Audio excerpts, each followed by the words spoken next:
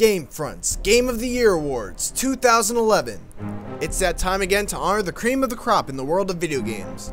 The following nominees represent the Gamefront staff's top 5 picks of the best games in a specific category.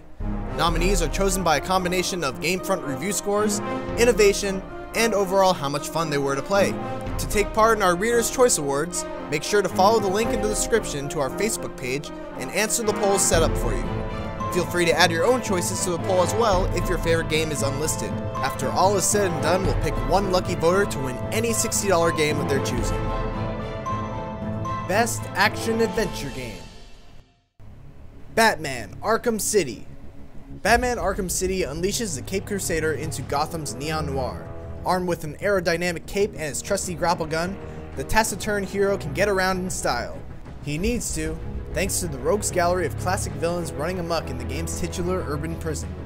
Pursued by the forces of Two-Face, Penguin, Mr. Freeze, and Mark Hamill's Madcap Joker, Batman deploys an arsenal of gadgets, investigative techniques, and bone-snapping punches to eventually emerge the victor.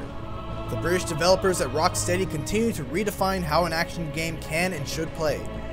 Those left wanting more by the game's brief single-player story conclusion should take solace in the wealth of collectibles and score challenges, which promise hours of extra amusement.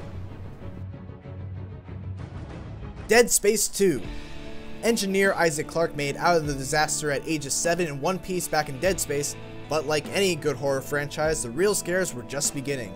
In Dead Space 2, Isaac has to survive the giant space station known as the Sprawl, a place filled with people to get turned into the series' disturbing necromorph monsters.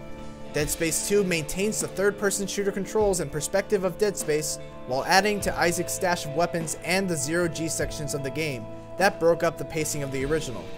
There's a lot of action, a lot of tension, and a lot of scares in Dead Space 2. There's also an underrated competitive multiplayer mode that pits one team as humans and another as the game's necromorph monsters, mixing up the standard deathmatch formula for something more singular.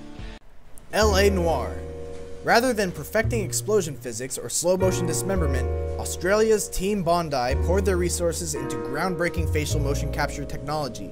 The result was a game filled with characters that actually resembled living, breathing people. In L.A. Noire, you play newly minted LAPD detective Cole Phelps, a likable lug with a terrible secret. Paired up with a variety of colorful partners, Phelps descends into the seamy underbelly of late 40s LA, tracking down car thieves and murderers, and eventually uncovering a conspiracy that goes right to the top. When the bullets are flying, it may not be able to compete with other, more gameplay-focused titles, but in its ability to tell a stylish, affecting story, L.A. Noire is totally unrivaled. It's been a long time. How have you been? Portal 2. A game brimming with some incredibly smart humor, Portal 2 took what Valve Software started with a little first-person puzzle game called Portal and turned it into a full retail release, with all the bells and whistles that went along with it. A full single-player story, lots more humor, and tons of the series' signature puzzles, solved by placing portals around rooms in order to navigate obstacles, made Portal 2 a great game. But it was its co-op features, allowing two players to join together to solve some intricate and brilliant puzzles as a pair of Aperture Science robots, that pushed it to be one of the best of the year. Portal 2 has a lot to offer anyone, and Valve is continuing to roll out new features like challenge mode levels and a Portal 2 chest chamber creation kit that will make it easy for anyone to design new levels. The game might have come out at the beginning of the year, but Portal 2's brilliance makes us want to venture through the Enrichment Center again and again.